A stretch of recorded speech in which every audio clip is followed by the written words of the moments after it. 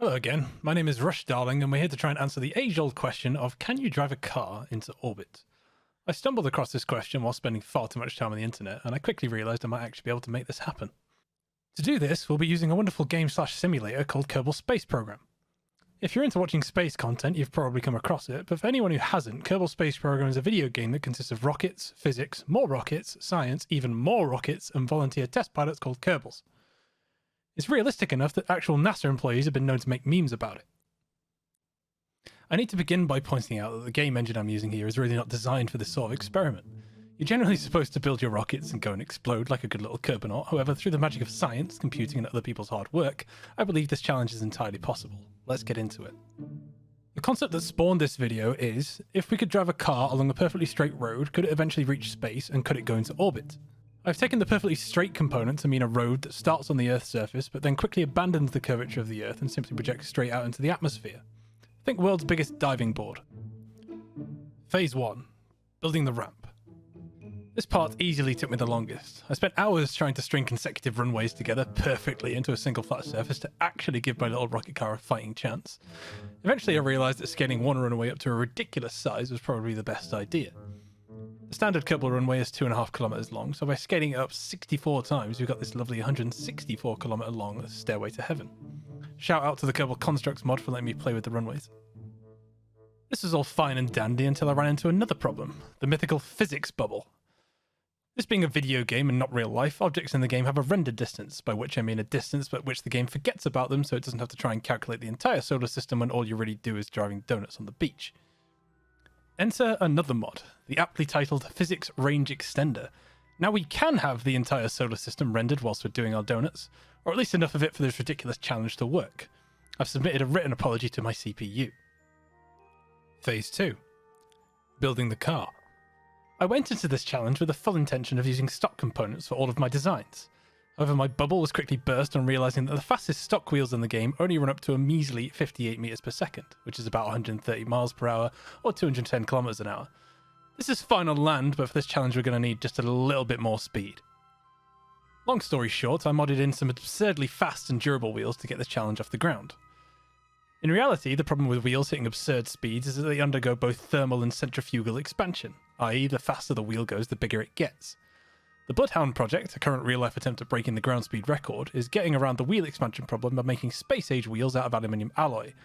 The wheels on that project will be running at about 10,000 RPM, which is still far slower than we'll be travelling today. Further inspired by the Bloodhound project, which incidentally has been aptly described as a rocket on wheels, I decided to incorporate something every hypercar should have. Jet engines. Phase 3. Proof of concept. I'll be honest, I spent a lot of time on this. Have I mentioned how much time I spent? It was a lot. It's probably my fault for not being mathematically competent. It seemed like it didn't matter what I did to this thing. It was either impossible to steer or simply had a flat cap on the speed it could achieve. I did actually experiment with downforce to improve the steering, which it did rather well, but whilst it did that, it also halved the speed at which it was already far too low to begin with. That was until I made two key changes to the wheels. The first is that I limited the steering angle on the front wheels to a maximum of 2 degrees. Pretty obvious, but given this is my first time modding the game, I wasn't even sure it was possible.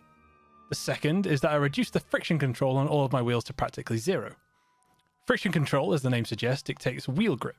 You could argue that we've now gone from super fast wheels to a wheel-shaped skis, but it still looks like a car, so I'm rolling with it. After making these changes, we had this wonderful, wonderful moment.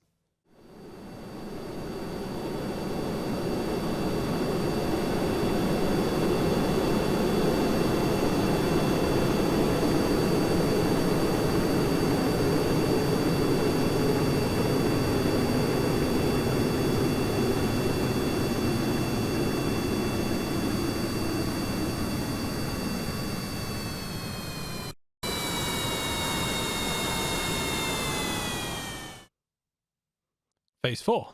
Make a flag. I get it, you all want to see the launch, but with all the work we've put in here, I at least had to do this properly.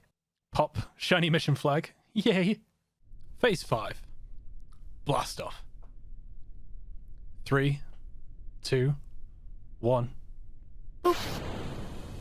Welcome to the end. The culmination of countless hours of getting it wrong, only to hopefully get it sort of right.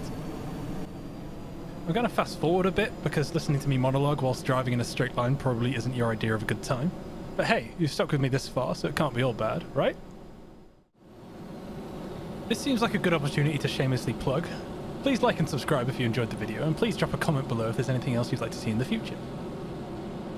As we exit the end of the ramp, you'll see it disappear behind me as we reach the absolute limits of the extended physics bubble. I'd like to say this was calculated, but honestly this has been the only time luck has gone my way on this. I feel obligated to point out that if you're going to play with the Kerbal Konstructs mod, you should know that it is not save game specific, which unfortunately means now that all of my save games have giant ramps going through Kerbal Space Center. I'm sure you've all come to the same conclusion that I have. This isn't a car. It's a rocket on rails. I honestly tried my best to do this using wheels, but I never seem to get past 300 meters a second or so. If you're up to the challenge, please let me know in the comments or pop by to say hello on Twitch. I stream Monday, Thursdays and Saturdays, 7 PM UK time. It would be really cool to see if anyone has actually done this better than me. But that's it for this one, and hopefully I'll catch you next time.